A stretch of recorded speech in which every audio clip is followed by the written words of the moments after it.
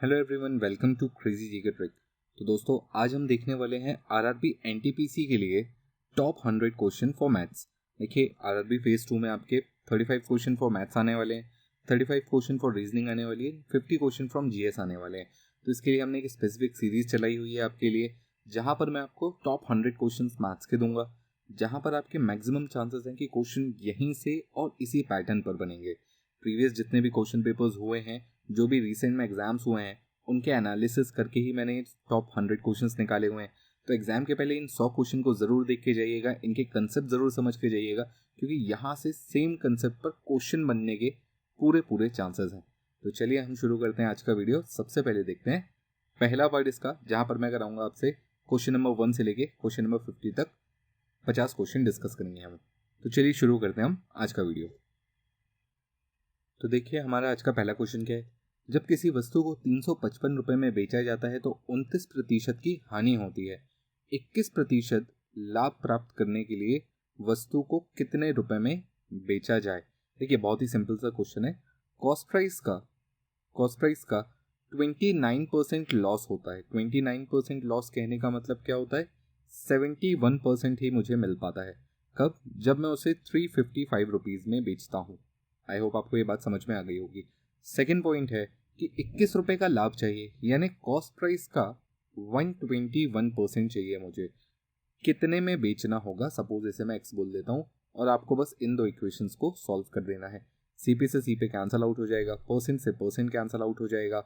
यहाँ से आप टेबल पढ़ लेंगे तो 355 डिवाइडेड बाय 71 ये कितना होता है, तो ये 5 टाइम्स में पूरा कैंसिल आउट हो जाएगा। कितने टाइम्स में? 5 टाइम्स में। इनटू करना है 121, तो ये कितना हो जाएगा?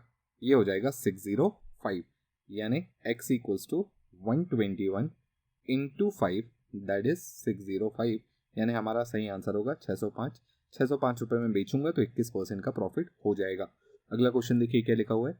ए काम को 20 दिनों में कर सकता है, बी 15 दिनों में कर सकता है।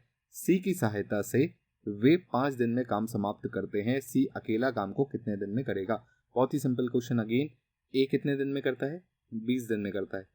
बी कितने दिन में करता है? 15 दिन में करता है। और तीनों मिलकर, यानी ए प्लस बी प्लस सी, तीनों मिलकर काम 5 दिन में कर सकते हैं। एलसीएम ले लेंगे इनका। एलसीएम कितना आएगा? 60 पकड़ लेते हैं, तो ये कितना हो जाएगा? 3, ये कितना हो जाएगा? 4, और ये कितना हो जाएगा? 12।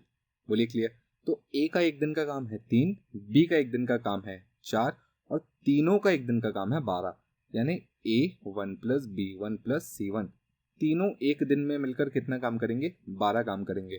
इसमें से ए का एक दिन का काम 3 है और बी का एक दिन का काम 4 है, यानी दोनों मिलकर ए और बी 7 काम करते हैं।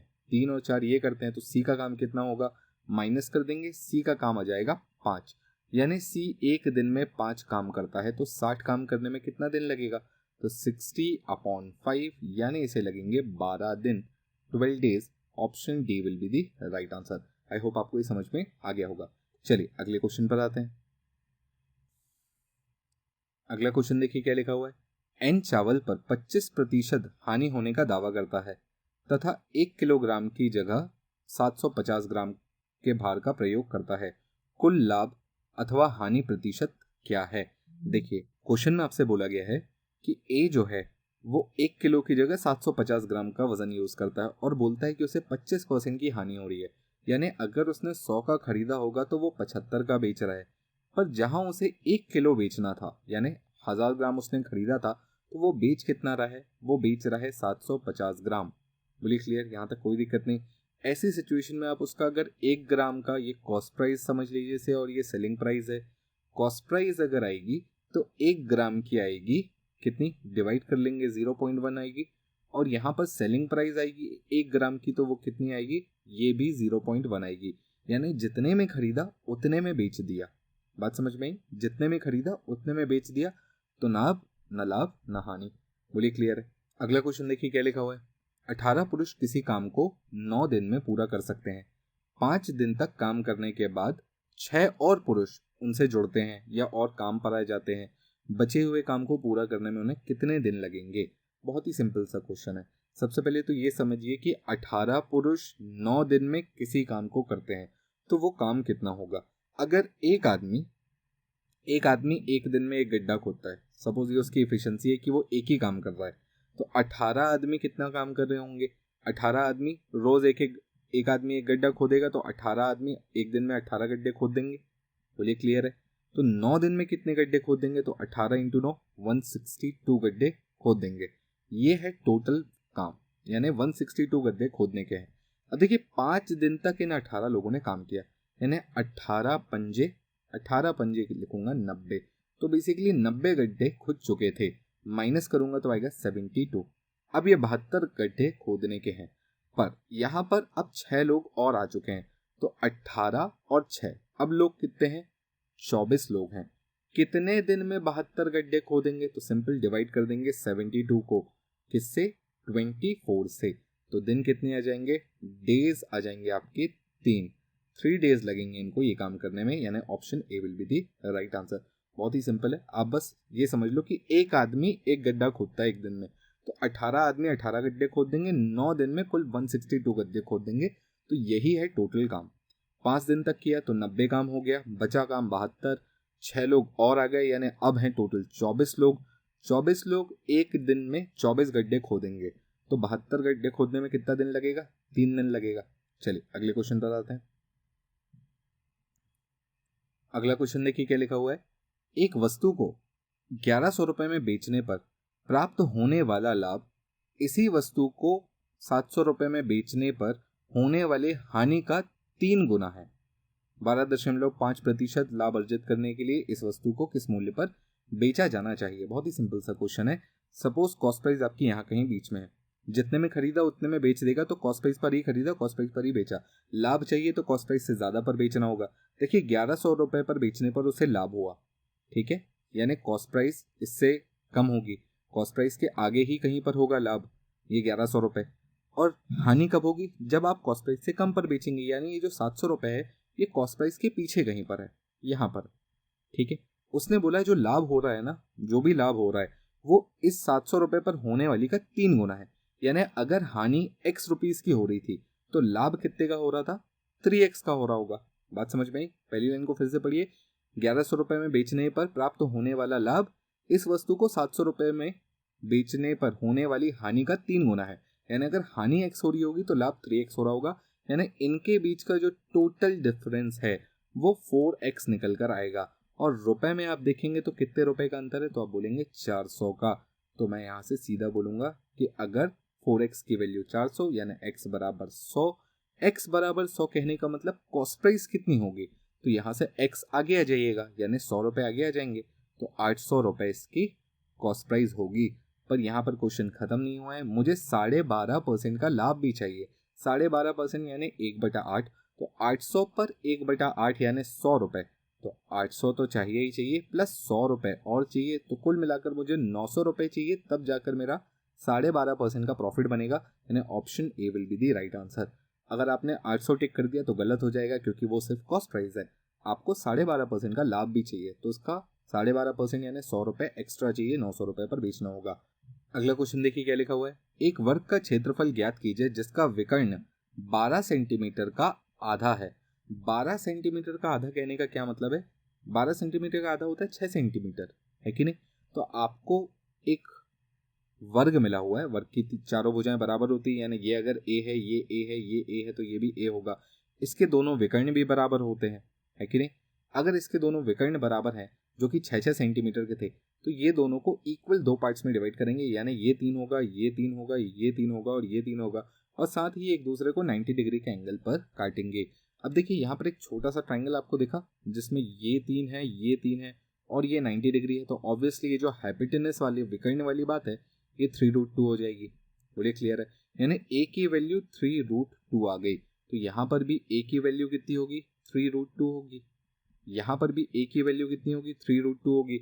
यानी मुझे वर्ग की भुजाएं पता चल गई, यानी a की वैल्यू 3√2 है, तो एरिया कितना होता है? a स्क्वायर, यानी 3√2 का स्क्वायर। 3√2 का स्क्वायर कितना होता है?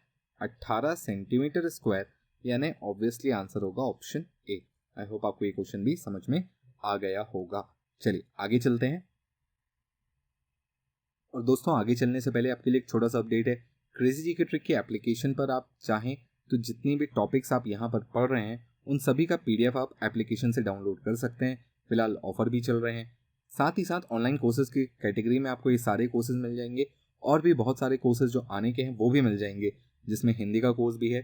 तो अगर आप PDF और कोर्सेज अवेल करना चाहते हैं तो आप एप्लीकेशन डाउनलोड करें, वहां पर आपको ऑफर्स मिल जाएंगे। हम चलते हैं अगले क्वेश्चन पर। क्वेश्चन देखिए क्या लिखा हुआ है, एक किसी काम का 1/3 भाग 5 दिन में कर सकता है। अब देखिए यहाँ पर आपको एक बेसिक सा फॉर्मूला तो पता ही है, man into day equals to work होता है। तो यहाँ पर आदमी है A, दिन है 5, काम है 1/3। तो यहाँ पर मैं बोल सकता हूँ कि A 15 दिन में, यहाँ पर 3 मल्टीप्लाई कर लीजिएगा, पूरा एक काम कर लेगा। उसी तरह B के लिए क्या बोलूँगा कि B काम का 2/5 भाग 10 दिन में करता है, यानी B 10 दिन में कितना काम करता है, 2/5 करता है।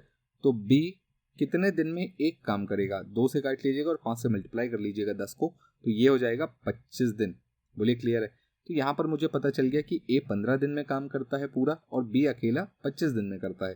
क्वेश्चन पूछा है A और B दोनों साथ उस काम को कितने दिन में कर सकेंगे। बहुत ही सिंपल है, 15 और 25 का LCM निकाल लीजिए, कितना होगा। तो चलिए इसे 75 ले लेता हूँ मैं, ठीक है।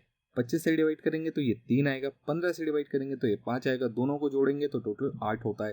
तो यहाँ पर हो जाएगा 75/8 डेज, इतने दिन लगेंगे, 75/8 दिन। इसको अगर आप थोड़ा सा डिवाइड करना चाहेंगे तो आंसर आपको क्या मिल जाएगा, यहाँ से आप काट लीजिएगा, 9 कंप्लीट पूरी बार में जाएगा, 9 सही 3/8, ये आपका आंसर होगा। यानी 9 कंप्लीट 3/8, यहाँ पर ये डेसिमल नहीं होना था, बेसिकली इस तरीके से ब्रैकेट होना था।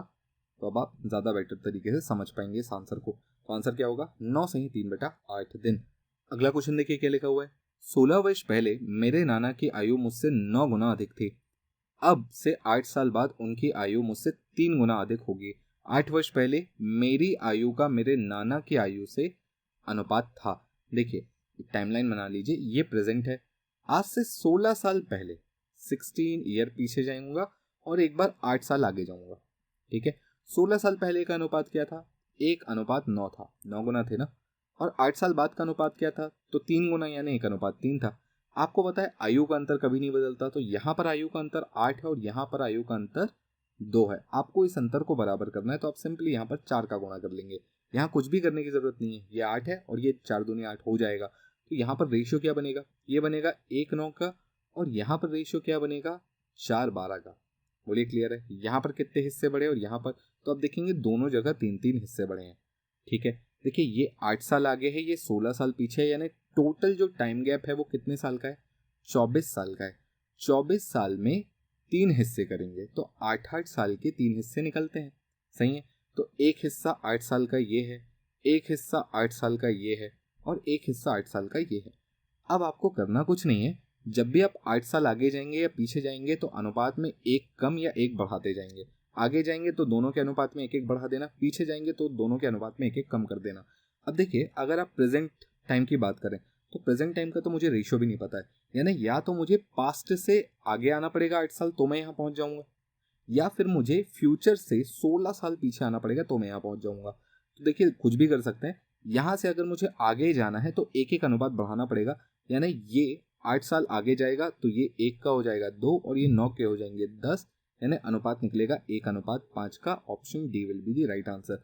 दूसरा तरीका ये भी हो सकता है कि आप यहाँ से पीछे आए, जब आप यहाँ से पीछे आएंगे तो आपको 8 और 8 16 साल पीछे आना है, यानी 2 हिस्से कम करने पड़ेंगे। तो 4 में 2 कम करेंगे तो 2 आएगा और 12 में 2 कम करेंगे तो 10 आएगा। तो बेसिकली वापस वही 2-10 का अनुपात बनेगा, यानी 1:5 आपका सही आंसर होगा।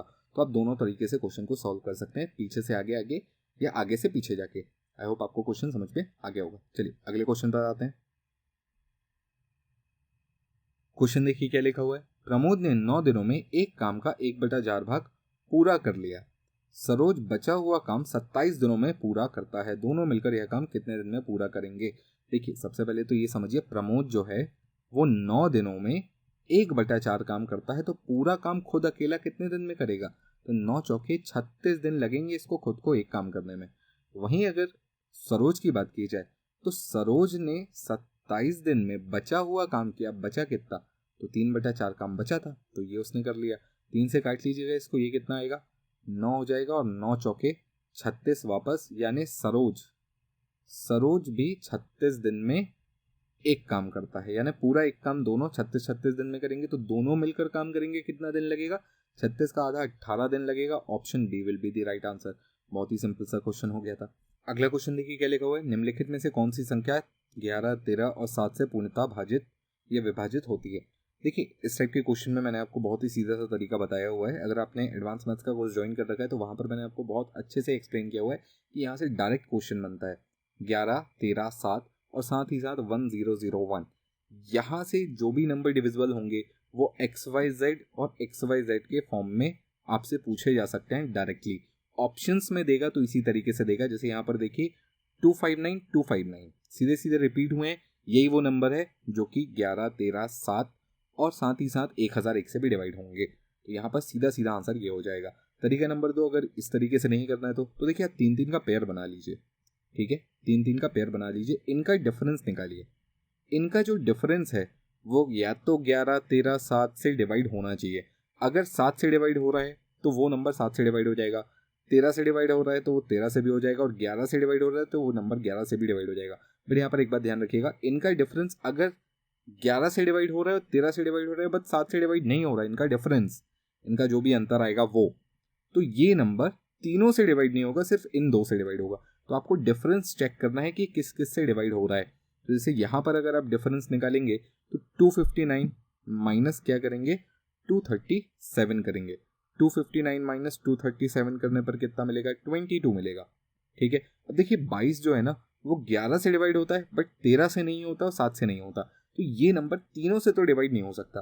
तो यहाँ पर आप इसी तरीके सेकंड वाला भी निकालेंगे, थर्ड वाला भी निकालेंगे, फोर्थ वाला भी निकालेंगे, या यहाँ पर आपको डिफरेंस 0 भी मिल रहा है तो आप समझ जाएंगे कि ये तीनों से डिवाइड हो जाएगा। तो ये फॉर्मेट हमेशा ध्यान रखिएगा, अगर 3 डिजिट रिपीट होते हैं तो वो 11 से भी डिवाइड होगा, 13 से भी होगा, 7 से भी होगा और 1001 से भी होगा। हम चलते हैं नेक्स्ट क्वेश्चन पर। अगला क्वेश्चन देखिए क्या लिखा हुआ है, यदि 8 पुरुष किसी कार्य को 14 दिन में पूरा कर सकते हैं तो 7 पुरुष उसी कार्य को कितने समय में पूरा करेंगे। देखिए 8 n 14 दिन में एक काम करते हैं और इसी का एक काम को 7 आदमी कितने दिन में, सपोज XYZ कुछ भी दिन में पूरा करना है बट काम तो सेम है, तो ये दोनों सेम होना चाहिए। 7 से काट लीजिएगा इसको 2 टाइम्स में और यहाँ से मैन कट जाएगा तो 8 दूनी 16। तो यहाँ पर जो डेज की वैल्यू हो जाएगी वो हो जाएगी 16 days. Option A will be the right answer. बहुत ही सिंपल था। अगला क्वेश्चन ट्रिग्नोमेट्री, यहाँ पर देखिए sine theta upon cos theta, इस तरीके से अगर मैं लिख लूँ तो ये आएगा 2/3। ठीक है, अब यहाँ पर भी आप देखेंगे तो आपको जो फॉर्मेट मिलेगा वो कुछ ऐसे ही मिलेगा। तो यहाँ पर आप डायरेक्ट वैल्यू भी पुट कर सकते हैं कि 4 × 2 - 3 अपॉन 4 × 3 - 2, तो ये कितना हो जाएगा, 4 दूनी 8, 8 में से 3 गया तो 5 बचेगा, 4 दिया 12, 12 में से 2 गया तो 10 बचेगा। ये आंसर होगा 1/2। अब अगर ये आंसर में नहीं मिल रहा है तो इसमें आंसर्स की गलती है, यहाँ पर प्रिंटिंग मिस्टेक है, 5/10 होगा या ये 1/2 ले लीजिए, आंसर यही होगा सही। चलिए अगले क्वेश्चन पर आते हैं। क्वेश्चन देखिए क्या लिखा हुआ है, 18 व्यक्ति प्रतिदिन 8 घंटे काम करते हुए 3 इकाई काम 10 दिन में पूरा कर लेते हैं। तो देखिए यहाँ पर 18 आदमी हैं, रोज 8 घंटे काम होता है, 10 दिन में 3 काम कर लेते हैं। ठीक है, इसी काम में 5 इकाई को 6 घंटे प्रतिदिन कार्य करते हुए 16 दिन में समाप्त करने के लिए कितने व्यक्तियों की आवश्यकता होगी। देखिए यहाँ पर आदमी कितने चाहिए हैं ये निकालना है। आपको काम कितना करना है, 5 इकाई, जो पहले 3 इकाई हो रहा था वो 5 इकाई करना है। रोज 6 घंटा काम करना है, कितने दिन तक, 16 दिन तक। और यहाँ पर आप इसको एक्समैन ले लीजिए और इन दोनों इक्वेशंस को सिंपल डिवाइड कर लीजिएगा, आपका काम हो जाएगा। जैसे यहाँ से काटेंगे तो ये 2 बार में कटेगा। ठीक है, यहाँ से काट लीजिएगा वापस तो ये 5 आ जाएगा। ठीक, यहाँ से और कुछ कट सकता है क्या, तो इसे काट लीजिए 3 बार में और इसे काट लीजिए 9 बार में। और ये फर्दर कैंसिल आउट हो सकता है, बिल्कुल हो सकता है। कितनी बार में, 3 बार में कैंसिल आउट हो सकता है। तो ऊपर क्या बचा, ऊपर बचा 3 × 5, नीचे क्या बचा, x = 3/5। यहाँ से कैंसिल आउट कर लीजिएगा, x की वैल्यू कितनी आ जाएगी, 25, यानी answer option A will be the right answer. बहुत ही सिंपल क्वेश्चन था। अगला क्वेश्चन देखिए, 14 सेंटीमीटर त्रिज्या वाले एक वृत्त की परिधि में वृद्धि ज्ञात कीजिए यदि त्रिज्या में 7 सेंटीमीटर की वृद्धि की जाती है। देखिए आपको बोला है 14 सेंटीमीटर त्रिज्या वाला एक वृत्त है। ठीक है, ये एक वृत्त है, सर्कल है, इसका रेडियस है 14 सेंटीमीटर। यहाँ तक मेरे ख्याल से आपको बात समझ में आ गई। इसके बाद बोला है कि इसकी जो परिधि है यानी इसका जो सरकमफेरेंस है यानी जो 2πr है वो कितना बढ़ जाएगा अगर मैं रेडियस 7 सेंटीमीटर से बढ़ा दूं। तो बहुत ही सिंपल सा आंसर है 2π, 14 में 7 जोड़ेंगे तो 21 होता है, -2π पुराना कितना था तो 14 था। तो ये आंसर आपको निकालना है कि इसको मल्टीप्लाई करने पर क्या आएगा। तो देखिए 2π कॉमन ले लीजिएगा, इंटू 21 में से 14 गया तो 7 बचेगा, तो ये हो जाएगा 2 इंटू पाई की वैल्यू कितनी होती है 22/7 इंटू 7। तो यहाँ से आपका आंसर कितना हो जाएगा 44 सेंटीमीटर, यानी option A again will be the right answer. चलिए आगे बढ़ते हैं, अगला क्वेश्चन देखते हैं। क्वेश्चन देखिए क्या लिखा हुआ है। एक संख्या को 10% कम किया जाता है और परिणामी संख्या को फिर से 20% कम किया जाता है, तो अंत में कितने प्रतिशत की कमी होगी या कमी का प्रतिशत ज्ञात करें। बहुत ही सिंपल सा क्वेश्चन है। आपसे बोला पहले 10% कम करना है फिर 20% कम करना है, तो एक तरीके से सक्सेसिवली कम करना है। दो तरीके हैं, या तो आप x + y + xy/100 वाला तरीका यूज कर लें। तो पहले 10% कम किया, फिर 20% कम किया, फिर यहाँ पर हो जाएगा 10 × 20/100। तो यहाँ से इस तरीके से कैंसिल आउट कर लीजिएगा, ये हो जाएगा -30 + 2 यानी -28%। तो कुल मिलाकर 28% की कमी हुई। तरीका नंबर 2, 100 पकड़ लीजिए, 100 में 10 कम करिए तो 90 हो जाएगा, और अब 90 में 20% कम करिए तो 90 का 20% होता है 18।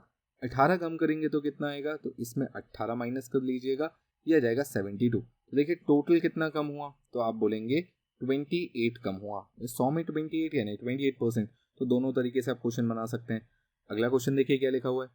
31,250 रुपए की धनराशि पर 12% वार्षिक की दर से 2 वर्षों के लिए चक्रवृद्धि ब्याज क्या होगा यदि ब्याज को प्रति 8 माह के बाद संयोजित किया जाता है। तो बहुत ही बढ़िया क्वेश्चन। देखिए साल भर का आपको दिया है 12%, आपसे बोला है 2 साल का निकालिए बट 8 माह पर संयोजित करिए। तो सबसे पहले तो आप 2 साल के महीने निकाल लीजिए, तो होते हैं 24 महीने। अब इसको 8 से डिवाइड करिए क्योंकि मुझे 8 माह पर संयोजित करना है, तो ये आता है 3, यानी कुल मिलाकर मुझे एक तरीके से 3 साल का इंटरेस्ट निकालना है। ठीक है, बट यहाँ पर जो रेट ऑफ इंटरेस्ट होगा वो 12% नहीं होगा, वो 8 महीनों के हिसाब से होगा। 12 महीनों का 12 मंथ का 12% होता है, तो 8 मंथ का कितना होगा, तो आप बोलेंगे 8% बनेगा। तो हर साल 8% के हिसाब से 3 साल का चक्रवृद्धि ब्याज निकालना है 3,250 रुपए पर। बोलिए क्लियर है। यहां से क्वेश्चन बहुत ही सिंपल हो गया है। अब आपको कुछ नहीं करना, सिर्फ इसे सॉल्व करना है। क्या करेंगे, चलिए, तो यहाँ पर 31250 8% 3 साल के लिए निकाल लेंगे। तो इसका 8% कितना होगा, तो देखिए इसका अगर मैं 8% निकालता हूं तो आता है 2500 रुपए। यहाँ पर भी आएगा 2500 रुपए और यहाँ पर भी आएगा 2500 रुपए। बोलिए क्लियर है। अब अगेन 2500 का मैं अगर 8% निकालूंगा तो कितना आएगा, तो 200 आएगा। तो यहाँ पर ये 200 हो जाएगा, फिर इसका यहाँ पर 200 मिलेगा, फिर इसका यहाँ पर 200 मिलेगा। बोलिए क्लियर है। फिर वापस 200 का 8% निकालूंगा तो कितना आएगा, तो ये 16 आएगा। अब इन सबको आपको ऐड करके लिख देना है, सिंपल कहानी खत्म। तो ये कितना हो जाएगा 7500, तो यही हो गया। 7500 तो यही हो गया। इसके बाद 200 200 200 तो 600 ये हो गया, और फिर 16 रुपए और हो गए, तो ये 16 लास्ट में आ जाएगा, ये 1 हो जाएगा और ये 8 हो जाएगा। तो 8,116 रुपए, option B will be the right answer. I hope आपको ये क्वेश्चन समझ में आ गया होगा। अगले क्वेश्चन पर आते हैं।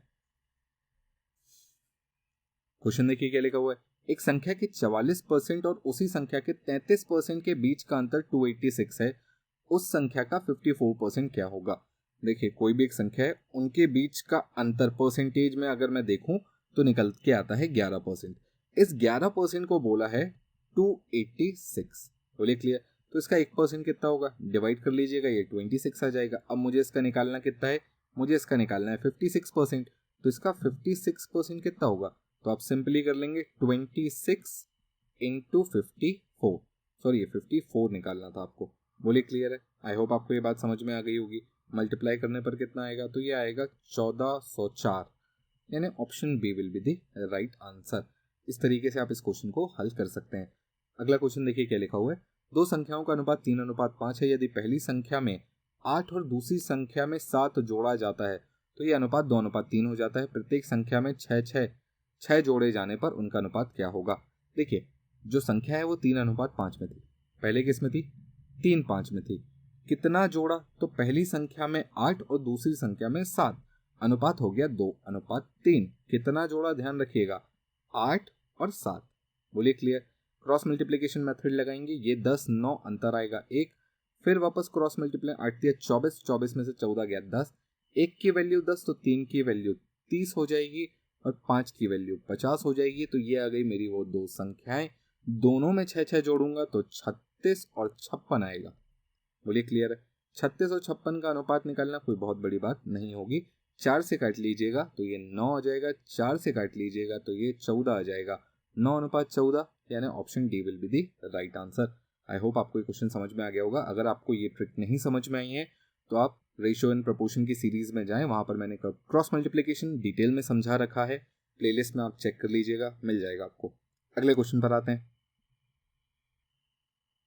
क्वेश्चन देखिए क्या लिखा हुआ है। एक परीक्षा में 1100 लड़कों और 900 लड़कियों ने भाग लिया। उनमें से 50% लड़के और 40% लड़कियां परीक्षा में उत्तीर्ण हो गए, यानी पास हो गए। अनुत्तीर्ण विद्यार्थियों या परीक्षार्थियों का प्रतिशत कितना रहा। देखिए आपसे बोला गया है कि 50% लड़के, ये 50% लड़के पास हो गए तो 50 फेल हो गए होंगे, यानी 1100 का 50% कितना होगा, तो 1100 का होगा 550। इतने लड़के तो पहले फेल हो गए। लड़कियां कितनी पास हुई हैं, तो 40% पास हुई हैं, तो फेल कितनी हुई होंगी, 60%। 900 का 60% निकाल लीजिएगा, 9 छक्का 54, 54 400 540। अब टोटल अगर मैं देखूंगा तो आप बोलेंगे टोटल कितने फेल हुए, तो आप बोल सकते हैं 0 0, ये हो जाएगा, ये हो जाएगा 9 और ये हो जाएगा 10। तो 1090 लोग फेल हो गए टोटल। कितने में से, टोटल थे 2000। 2000 कैसे, इतने लड़के थे और इतनी लड़कियां, तो टोटल तो 2000 लोग थे। 2000 में से इतने फेल हो गए, परसेंटेज निकाल लीजिएगा कितना आएगा। तो यहाँ से आप इजीली डिवाइड करके बता सकते हैं कि ये आएगा 54.5, यानी option D will be the right answer. अगला क्वेश्चन देखिए। दो साइकिल सवार एक्स और वाई एक ही समय पर स्थान ए से साइकिल चलाना शुरू करते हैं और क्रमशः 6 किलोमीटर प्रति घंटा और 8 किलोमीटर प्रति घंटा की चाल से स्थान बी की ओर जाते हैं। तो देखिए ए से बी की ओर इनने चलना शुरू किया है। किस स्पीड से, एक चलता है 6 किलोमीटर पर आवर से और दूसरा चलता है 8 किलोमीटर पर आवर से। क्वेश्चन में क्या बोला है, यात्रा के दौरान 15 मिनट तक रुकने के बावजूद y x से 10 मिनट पहले पहुंचता है। अब देखिए ये जो y है ना, ये 15 मिनट रुकता भी है और उसके बाद भी 10 मिनट पहले पहुंच जाता है। यानी कुल मिलाकर अगर मैं देखूं तो अगर x को t टाइम लगा होगा तो y को कितना लगा, तो y को पहले तो 10 मिनट पहले ही पहुंच गया और फिर 15 मिनट रुका भी था। यानी कुल मिलाकर अगर मैं देखूं तो y को पूरा डिस्टेंस ट्रेवल करने में t से 25 मिनट कम ही लगेगा। बात समझ में आई मैंने क्या बोला। ये तो पहले 10 मिनट पहले ही पहुंच गया y और ऊपर से वो 15 मिनट रुका भी था, यानी अगर वो नहीं रुकता तो वो 25 मिनट पहले पहुंचता। तो अगर x को t समय लगा होगा तो y को t-25 मिनट्स लगा होगा। ये सिंपल सा क्वेश्चन है। तो आपका डिस्टेंस तो दोनों के लिए सेम था। डिस्टेंस का फॉर्मूला क्या होता है, स्पीड इंटू टाइम। a की या x की स्पीड थी 6 इंटू टी इक्वल्स टू यहाँ पर स्पीड थी 8 इंटू t-25। ये क्या लिखा मैंने, ये लिखा मैंने स्पीड इंटू टाइम और स्पीड इंटू टाइम दोनों ही देंगे डिस्टेंस और दोनों का डिस्टेंस बराबर था तो मैंने दोनों के स्पीड इंटू टाइम को इक्वल कर दिया। बोलिए क्लियर है। अभी यहाँ पर एक छोटी सी दिक्कत ये है कि ये है किलोमीटर पर आवर में और ये जो 25 है ये मिनट में, तो इसे मुझे 60 से डिवाइड करना पड़ेगा तब जाके आवर्स में कन्वर्ट होगा। अब आप इसे सॉल्व कर देंगे तो आपका आंसर आ जाएगा। कितना आंसर आएगा, तो देखिए यहाँ से अगर मैं रेशियो भी निकाल लूँ ना तो ये कुछ ऐसा निकलेगा। तो 60 इक्वल्स टू 80 माइनस 8 इंटू 25/60। 5 से काट लीजिएगा तो ये 5 बार में कटेगा, ये कितनी बार में कटेगा, 12 बार में। फिर 4 से काट लीजिएगा तो ये 2 बार में कटेगा और ये 3 बार में कटेगा, तो ये कुछ हो जाएगा 10/3। तो देखिए यहाँ से ये बनेगा 10/3 बराबर ट्वाइस ऑफ टी। तो टी की वैल्यू कितनी हो जाएगी, 5/3। टी इक्वल्स टू 5/3 आर, यानी इंटू 60 करने पर आपको मिल जाएगा मिनट्स में। बट मुझे यहाँ पर डिस्टेंस चाहिए, दूरी कितनी होगी, तो देखिए दूरी मैंने अभी बोला था ना 6 इंटू टी, ये इसकी दूरी होगी और यही दूरी तो y के लिए भी होगी। तो 6 इंटू 5/3 काट लीजिएगा, 5 दूनी 10 kilometre. Option D will be the right answer. I hope आपको समझ में आ गया होगा। चलिए अगले क्वेश्चन पर आते हैं। क्वेश्चन देखिए क्या लिखा हुआ है। जब कक्षा ए से 5 बच्चे कक्षा बी में प्रवेश करते हैं तो दोनों कक्षाओं के बच्चों की संख्या समान हो जाती है। यदि कक्षा बी में 25 बच्चे कक्षा ए में प्रवेश करते हैं तो कक्षा ए के बच्चों की संख्या बी के बच्चों की संख्या का दुगना हो जाती है। कक्षा ए और बी के बच्चों की संख्या का अनुपात ज्ञात करें। बहुत ही सिंपल सा क्वेश्चन है। आपसे बोला है 2 क्लास है ए और बी, इनमें कुछ बच्चे हैं। अगर यहां पर a-5 कर दूं तो यहां पर b+5 करना पड़ेगा और ये दोनों बच्चे बराबर हो जाएंगे। जो मैंने लिखा वो आपको समझ में आया? कहने का मतलब ये है कि a में 5 बच्चे कम करूं, a से 5 बच्चे b में गए, यानी a में 5 बच्चे कम हुए और b में 5 बच्चे बढ़ गए, तो यहां पर क्या हुआ, ये दोनों बराबर हो गए। तो एक तरीके से एक इक्वेशन यहां से बन जाएगी। ठीक है।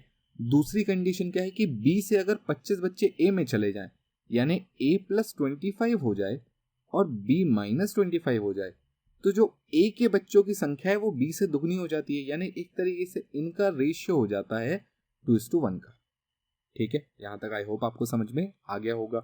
अब देखिए यहां से भी एक इक्वेशन बन सकती है, तो इन 2 इक्वेशंस के दम पे मैं इस क्वेश्चन को सॉल्व बहुत इजीली कर सकता हूं। पहली इक्वेशन में क्या बनेगा, a-b = 10 बनेगा, और दूसरी इक्वेशन में क्या बनेगा, तो यहां पर मैं 25 को इधर कर लूंगा, तो ये हो जाएगा a+25 अपॉन b-25 = 2/1। ठीक है, कोई दिक्कत नहीं। आप चाहें तो यहाँ पर कंपोनेंडो डिविडेंडो भी लगा सकते हैं। मैं यहाँ पर सिंपल मल्टीप्लाई करके आपको दिखाता हूँ कि इस तरीके से अगर मैं मल्टीप्लाई करूंगा तो कौन सी इक्वेशन मिलेगी। तो ये बनेगा a+25 = 2b-50।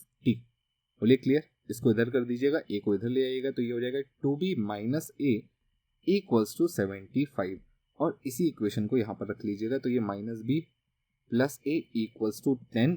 इन दोनों इक्वेशन को ऐड कर देंगे तो a से ये कैंसिल हो जाएगा, एक b से b कैंसिल हो जाएगा, b = कितना हो जाएगा 85, b = 85 हो जाएगा। तो a की वैल्यू कितनी होगी, तो यहाँ पर रख दीजिएगा 85, इसको उधर जाके ऐड कर लीजिएगा, तो b की वैल्यू हो जाएगी 95। ये आ गया a और b का रेशियो। ये a है और ये b है, इनका रेशियो पूछा हुआ था। आप काट कर इजीली बता सकते हैं, ये 17 है और ये 19 है, यानी 19:17। ये हमारा इस क्वेश्चन का सही आंसर होगा। अगला क्वेश्चन देखिए क्या बोला है। 2 नलियां P और Q किसी टंकी को क्रमशः 12 तथा 15 मिनट में भर सकती हैं। यदि दोनों को एक साथ खोल दिया जाए और 3 मिनट के बाद पहली को बंद कर दिया जाए तो टंकी को भरने में कितना समय लगेगा। बहुत ही बढ़िया क्वेश्चन। सबसे पहले ये समझिए, P और Q 2 नल है, ठीक है, दोनों 12 और 15 मिनट में भर सकते हैं। एलसीएम निकाल लीजिए इनका, कितना आएगा, 60 आएगा। इसको डिवाइड करूंगा तो कितना आता है, ये 5 आता है और ये 4 आता है, यानी एक तरीके से P की इफिशिएंसी 5 हो जाएगी और Q की इफिशिएंसी 4 हो जाएगी। ठीक है, दोनों को खोला गया कितनी देर के लिए, 3 मिनट के लिए। तो देखिए 3 मिनट ये भी चालू रहा, 3 मिनट ये भी चालू रहा, तो ये देगा 5 तिया 15 और ये देगा 4 तिया 12, यानी कुल मिलाकर टंकी कितनी भरी, तो आप बोल सकते हैं 27 टंकी भर गई। कितने में से, 60 में से। 60 में से 27 भर गई। खाली कितनी है, तो आप बोलेंगे 33 खाली है। कितनी खाली है, 33। यहां तक कोई दिक्कत नहीं मेरे ख्याल से आपको। अब देखिए इस टंकी को भरने में कितना समय लगेगा। जब आपने पहले वाले को बंद कर दिया, पहले वाले यानी P को आपने बंद कर दिया, तो अब सिर्फ Q चल रहा है। Q कितना समय लेता है, तो Q की एफिशिएंसी है 4। 33 भरने में कितना समय लगेगा, तो 33/4। इसका सही आंसर क्या होगा, 8 सही 1/4 मिनट, यानी option C will be the right answer. Dot में कंफ्यूज मत होइएगा, ये बेसिकली 8 सही 3/4, 8 सही 1/4, 8 सही 1/2, तो सही आंसर होगा 8 सही 1/4 होगा। बात समझ में आ गई आपको। तो सिंपल सा क्वेश्चन था बट अच्छा सवाल था। ऐसे क्वेश्चन आपको एग्जाम में देखने मिल सकते हैं। चलिए अगले क्वेश्चन पर आते हैं। तो देखिए क्वेश्चन क्या लिखा हुआ है।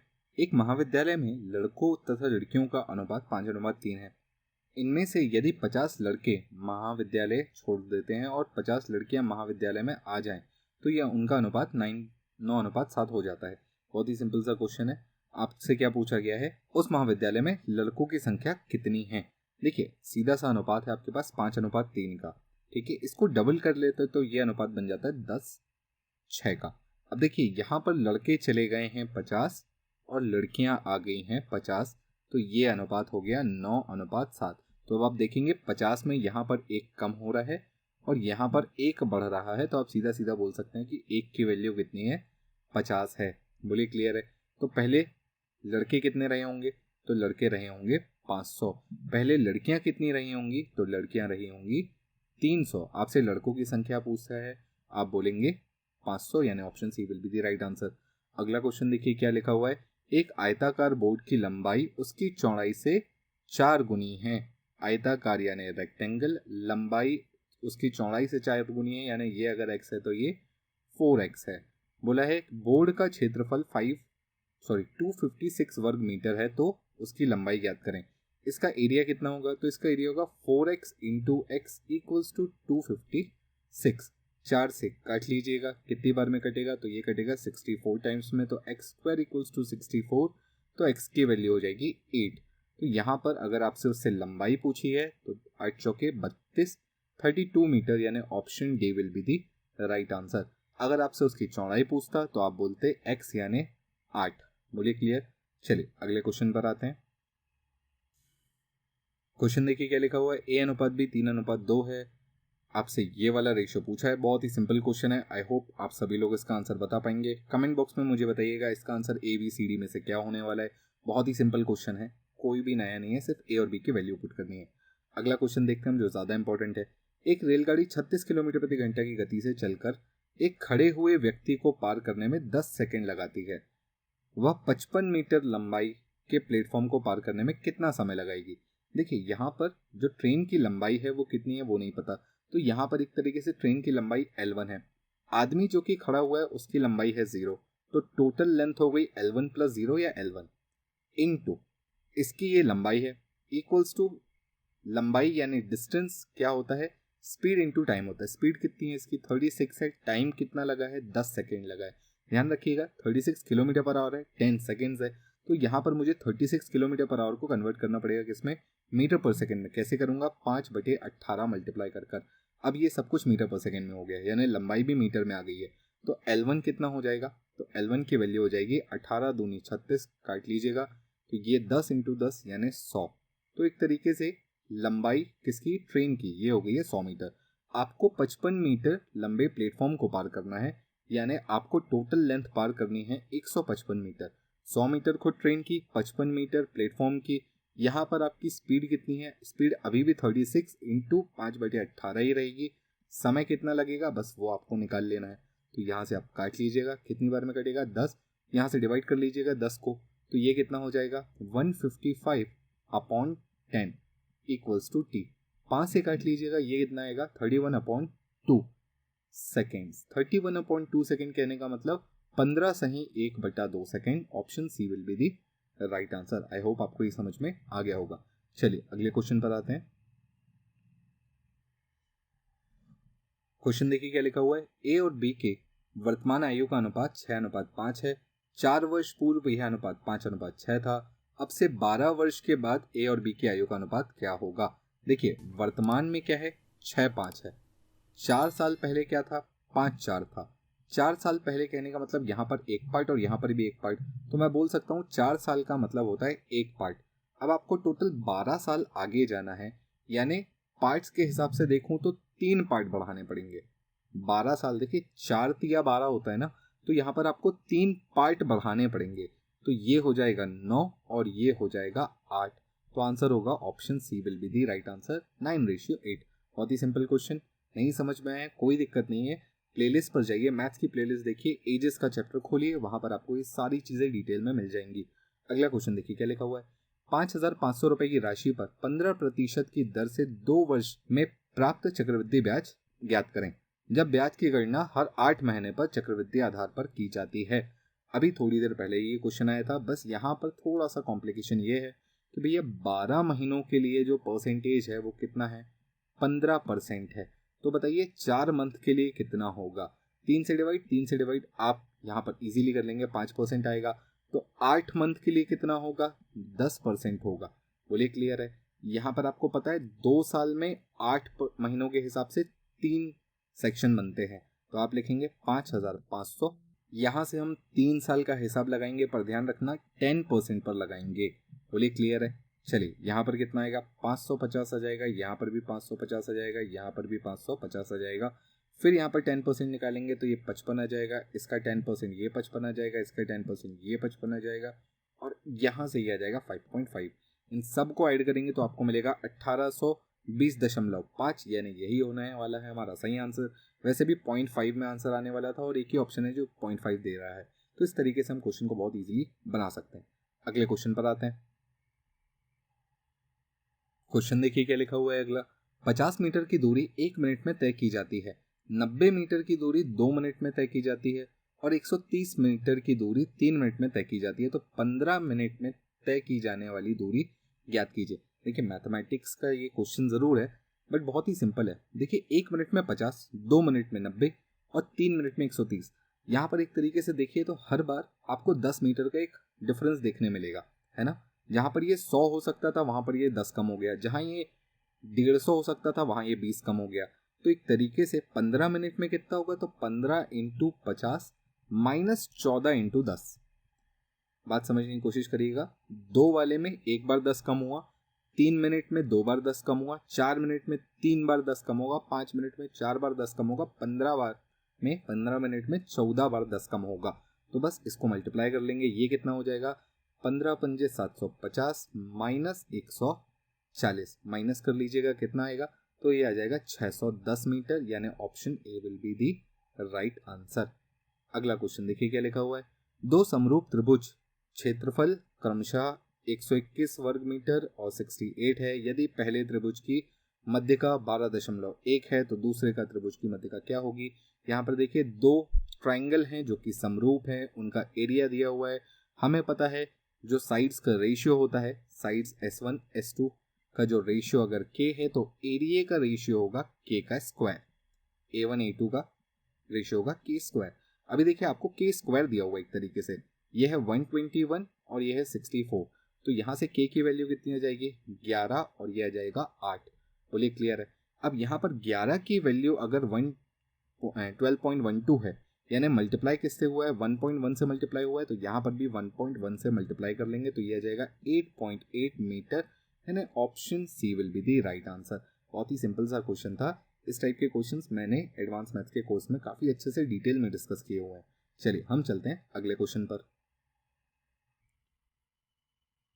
अगला क्वेश्चन देखिए क्या लिखा हुआ है। एक स्कूटर मरम्मत करने के बाद 49 किलोमीटर प्रति घंटे की गति से चलती है तथा मरम्मत करने से पहले 42 किलोमीटर प्रति घंटे की चाल से चलती है।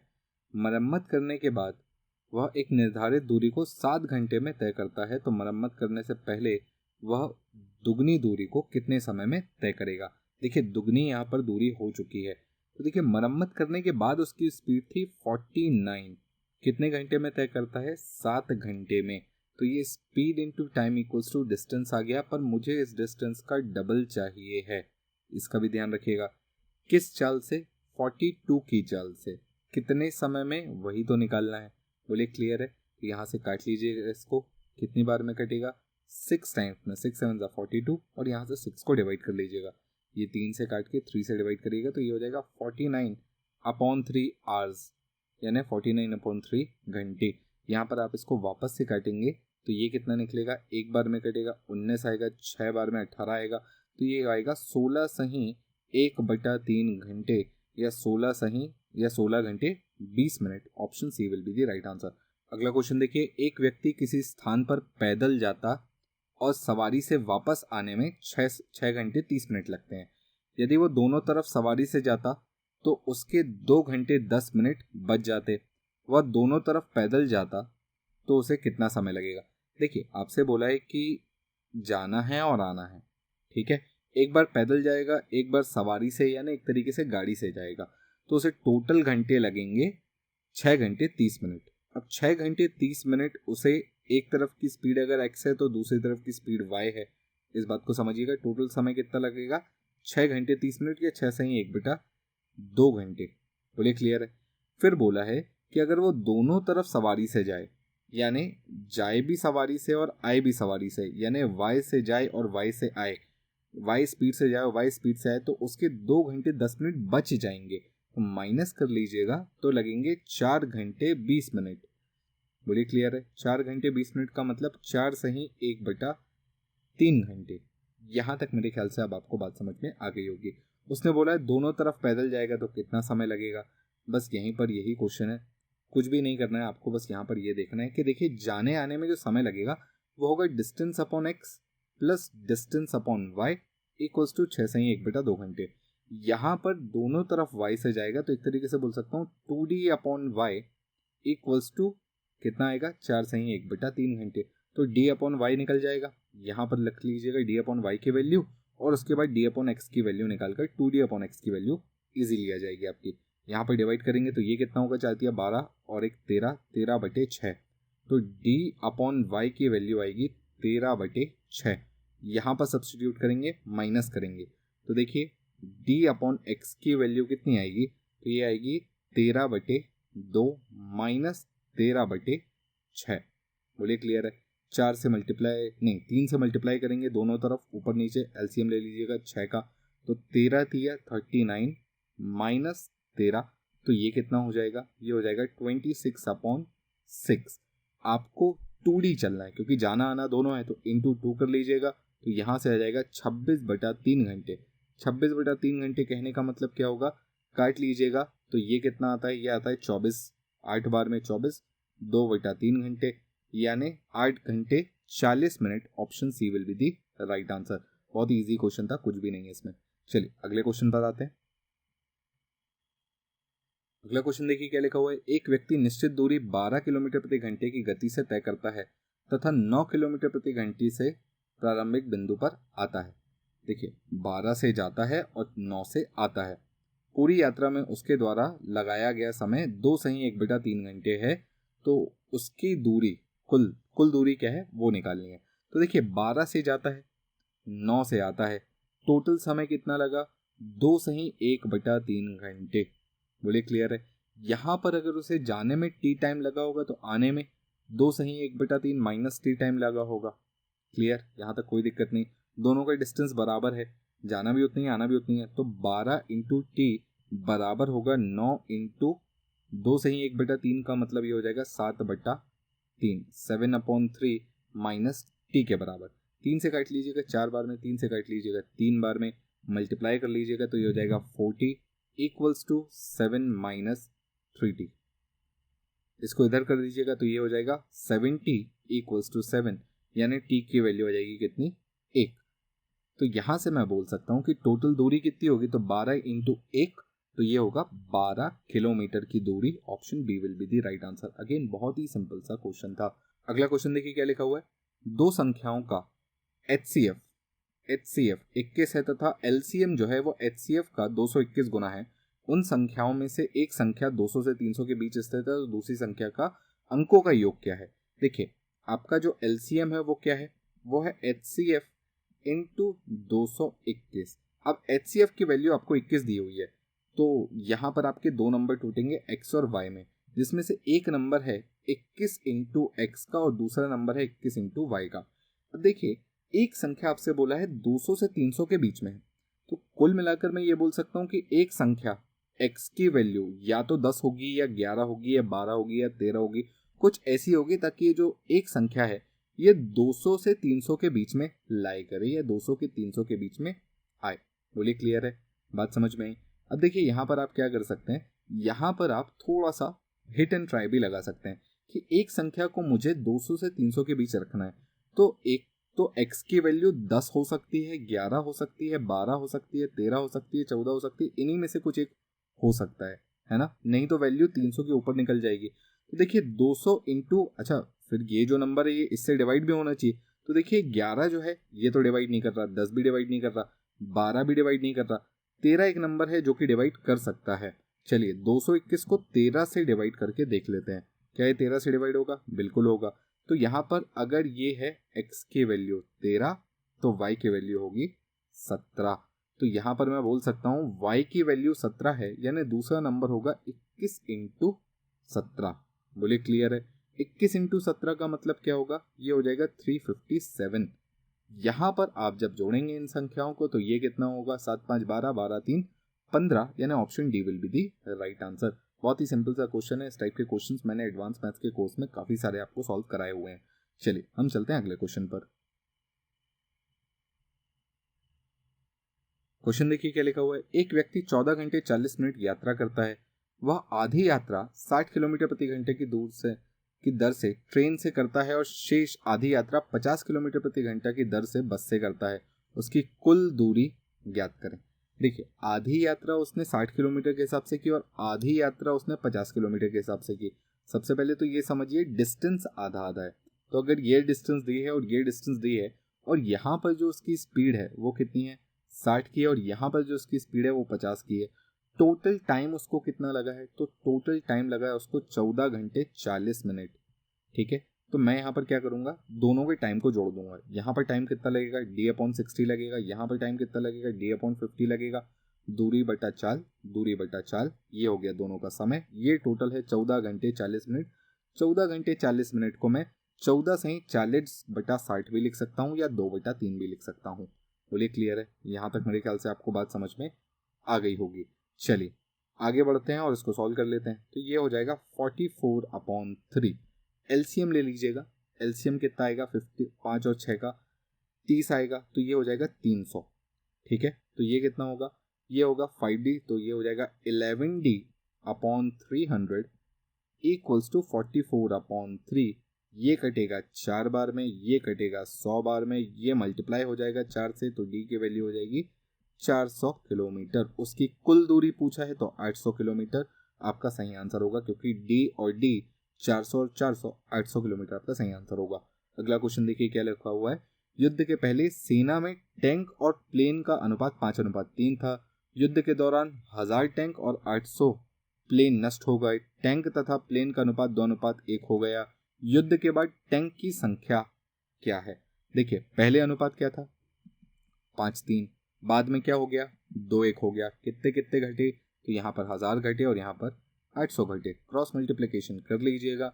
ये 5 6 1 यहाँ पर मल्टीप्लाई कर लीजिएगा, तो ये 1600 और ये 1000। एक की वैल्यू 600, तो 3 की वैल्यू कितनी हो जाएगी। अब देखिए, आपसे टैंक पूछा है ना, तो टैंक की वैल्यू निकालिएगा।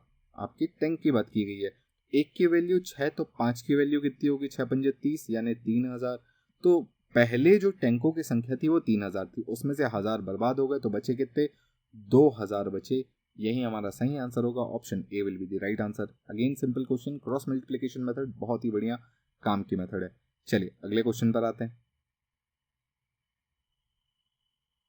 क्वेश्चन देखिए क्या लिखा हुआ है। एक बस अपनी प्रारंभिक गति से चलना आरंभ करती है तथा प्रत्येक घंटे में 9 किलोमीटर प्रति घंटा की वृद्धि होती है। यदि वह 572 किलोमीटर की दूरी 11 घंटे में तय करती है तो बस की प्रारंभिक गति प्रति घंटा क्या थी। देखिए, बहुत ही बढ़िया क्वेश्चन है। 0 से शुरू की, पहला घंटा निकला, दूसरा घंटा निकला, तीसरा, चौथा, पांचवा, इस तरीके से 6 7 5 5 6 7 8 9 10 और 11। ठीक है, यहाँ पर जो पहले घंटे की गति थी ये x रही होगी, फिर x+9 रही होगी, फिर x+18 हो गई होगी, क्योंकि हर बार 9 से बढ़ रहा है ना, फिर x+27 हो गई होगी। तो इस तरीके से लास्ट तक आते आते ये हो गई होगी x+90। ठीक है, अब हर बार 1 घंटे में, यानी ये तो हो गई इनकी चाल। समय कितना लगा, यहाँ पर भी 1 घंटा चली, यहाँ पर भी 1 घंटा चली, इंटू वन 1 घंटा चली है, तो ये हो गई चाल गुणित समय दूरी। तो इन सब की दूरी को ऐड करूंगा मैं। इन सब की दूरी को जब मैं ऐड करूंगा तो मुझे कितना मिलना चाहिए, 572 मिलना चाहिए।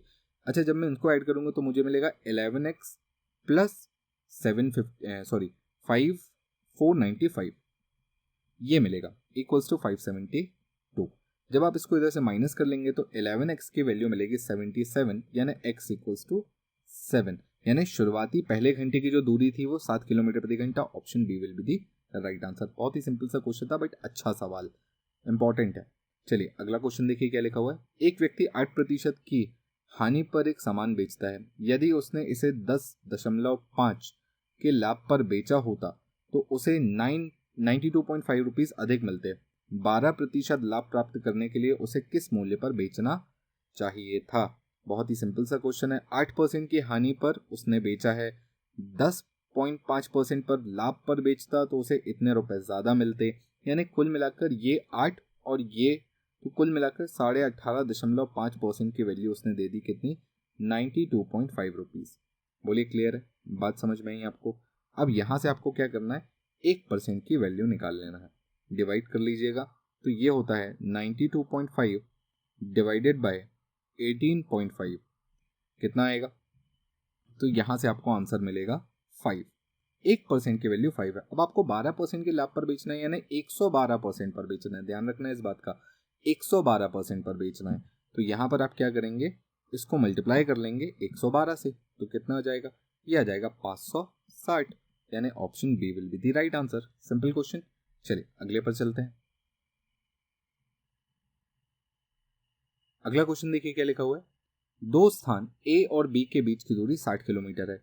दो कार एक ही समय में ए और बी से चलना शुरू करती हैं, क्रमशः 35 किलोमीटर प्रति घंटा और 25 किलोमीटर प्रति घंटा की गति से चलती हैं। यदि दोनों कार एक ही दिशा में चलती हैं तो वो कितने समय बाद मिलेंगी? देखिए 60 किलोमीटर की दूरी है, ये है ए, ये है बी। यहाँ से एक गाड़ी निकली 35 किलोमीटर प्रति घंटे की चाल से और यहाँ से एक गाड़ी निकली 25 किलोमीटर प्रति घंटे की चाल से। बोलिए क्लियर है? रिलेटिव स्पीड का सीधा सीधा खेल है, दोनों सेम दिशा में जा रही हैं, दूरी इन्हें खत्म करनी है 60 और इनके बीच का जो अंतर है वो है 10 का, यानी कुल मिलाकर 6 घंटे लगेंगे इन्हें आपस में मिलने में, या अपने बीच की जो 60 किलोमीटर की दूरी है ये खत्म करने में। Option C will be the right answer. अगला क्वेश्चन देखिए। ए बी से 40% अधिक है, बी सी से 60% कम है। यदि सी डी से 60% अधिक है तो निम्नलिखित में से कौन सा वाक्य सही है? बहुत ही बढ़िया क्वेश्चन, अच्छा कैलकुलेटिव क्वेश्चन बन सकता है ये। देखिए ए बी से 40% अधिक है, यानी अगर मैं ए और बी को कुछ ऐसे कंपेयर करूं तो ए है 100, बी है 100, तो ए कितना हो जाएगा? 140। फिर बोला बी सी से 60% कम है, बी सी से 60% कम है, तो बेसिकली यहां पर जो सी है इससे 60% कम है बी। बोलिए क्लियर है? तो यहां पर आपको सी की वैल्यू कुछ ऐसी रखनी पड़ेगी कि इसका जब मैं 60% निकालूं, इस वैल्यू का जब मैं 60% निकालूं तो 100 आए, यानी एक तरीके से सी का 60% कितना आना चाहिए? 100 आना चाहिए। तो सी की वैल्यू कितनी आ जाएगी? तो यहाँ पर अपॉन 100 कर लेंगे, 1 0 से 1 0 कैंसिल, तो ये हो जाएगा 1000/6। तो ये हो जाएगी सी की वैल्यू कितनी? 1000/6। ये है सी की वैल्यू। आगे बोला है सी जो है वो डी से 60% अधिक है। सी क्या है? डी से 60% प्लस है, यानी मैं बोल सकता हूं कि जो डी की वैल्यू है उसका 160% निकालने पर मुझे 1000/6 मिलना चाहिए, ये होना चाहिए। आगे आपसे क्या पूछा है, इनमें से कौन सा विकल्प सही है? चलिए तो यहाँ पर मैं डी की वैल्यू निकाल लेता हूँ। परसेंट का मतलब बटे में 2 0, 1 0 से 1 0 कैंसिल हो जाएगा, ये जाके मल्टीप्लाई हो जाएगा और ये जाके डिवाइड हो जाएगा। चलिए तो ये कितना हो जाएगा? 10,000/16 आएगा और इंटू में 6 आएगा। बोलिए क्लियर है? बात समझ में आ गई? अब 10,000 को अगर मैं 16 से डिवाइड कर लेता हूँ तो कितना मिलता है? तो ये मिलता है 625, तो ये हो जाएगा 625/6। तो डी की वैल्यू आ गई 625/6। ये ए बी सी डी की वैल्यू पता चल गई। अब कौन सा स्टेटमेंट सही है? तो सी बी से 60% अधिक है, तो देखिए सी जो है क्या ये बी से 60% अधिक है? नहीं, यहाँ पर बी जो है वो 60% कम था, तो सी 60% तो ज़्यादा नहीं हो सकता, तो पहला तो बिल्कुल गलत है। ए सी से 54% कम है, ए सी से 54% कम है, तो पहले तो ये देखिए कितना कम है और किससे कम है। तो आप इस तरीके से चारों स्टेटमेंट चेक करेंगे और उसके बाद सही आंसर बताएंगे। तो चलिए कमेंट बॉक्स में मुझे इन चारों स्टेटमेंट का आंसर बताइएगा कि ये अगर वैल्यूज़ हैं तो इनमें से कौन सी वैल्यू सही है, या इन वैल्यूज़ के हिसाब से कौन सा स्टेटमेंट सही है, ये आप मुझे ऑप्शन में देखकर आंसर कमेंट बॉक्स में ज़रूर बताएं। चलिए हम चलते हैं अगले क्वेश्चन पर। अगला क्वेश्चन देखिए क्या लिखा हुआ है। 50 मीटर लंबी एक गाड़ी 100 मीटर लंबे प्लेटफॉर्म को 10 सेकंड में पार करती है, गाड़ी की गति क्या होगी? देखिए बहुत ही सिंपल सा क्वेश्चन है। 50 मीटर लंबी गाड़ी 100 मीटर लंबे प्लेटफॉर्म को पार करेगी, टोटल डिस्टेंस होगा 150 मीटर का। कितने सेकंड में पार करती है? तो ये 10 सेकंड में पार करती है। तो यहाँ पर आपको टाइम पता है, स्पीड निकालनी है। चलिए डिवाइड कर लीजिएगा, तो ये आ जाएगा 15 मीटर पर सेकेंड। क्लियर है? मीटर पर सेकंड में पूछा था 15 metre, option C will be the right answer. Kilometre में पूछता तो क्या करते? तो इसे 18/5 से मल्टीप्लाई कर लेते, तो ये किलोमीटर पर सेकंड, किलोमीटर पर आवर में आ जाता आंसर। अगला क्वेश्चन देखिए। एक संख्या में 30% की कमी हुई, फिर 30% की वृद्धि हुई और फिर उसके बाद 10% की कमी हुई। संख्या में कितने प्रतिशत की शुद्ध वृद्धि या कमी हुई? देखिए पहले 30% बढ़ा, फिर 30%, पहले 30% कम हुआ, फिर 30% बढ़ा, तो 100 का 70 हुआ। 70 पर 30% बढ़ेगा यानी 21 बढ़ेगा तो 91 हो जाएगा। फिर इसमें 10% कम हो गया, अब इसका 10% कम होगा यानी 9.1 कम होगा, तो 91 में आप माइनस करेंगे 9.1। बोलिए क्लियर है? तो यहाँ पर आएगा 0.9, ये 0 हो जाएगा तो 10 हो जाएगा, ये 8, तो ये हो जाएगा 81.9। ठीक है, ये थी ओरिजिनल वैल्यू, ये थी एक्चुअल वैल्यू, फाइनल वैल्यू। अब देख लीजिए कितना परसेंट कम हुआ, तो आप बोल सकते हैं लगभग 19% के आसपास कमी हुई है। 19 नहीं, लगभग 18% की कमी हुई है, लगभग 18% की कमी हुई है। चलिए अगले क्वेश्चन पर आते हैं। अगला क्वेश्चन देखिए क्या लिखा हुआ है। एक रेलगाड़ी 90 किलोमीटर प्रति घंटा की गति से चल रही है। 2275 मीटर की दूरी तय करने में कितने सेकेंड लेगी? देखिए 90 को तो पहले 5/18 से मल्टीप्लाई करके इसे मीटर पर सेकेंड में कन्वर्ट कर ही लीजिएगा, तो ये आ जाएगा 25 मीटर पर सेकेंड से चल रही है। कवर कितना करना है? 2275 कवर करना है 25 मीटर से, डिवाइड कर लेंगे तो हमें हमारा आंसर मिल जाएगा। 2275 डिवाइडेड बाय 25, आंसर कितना होगा?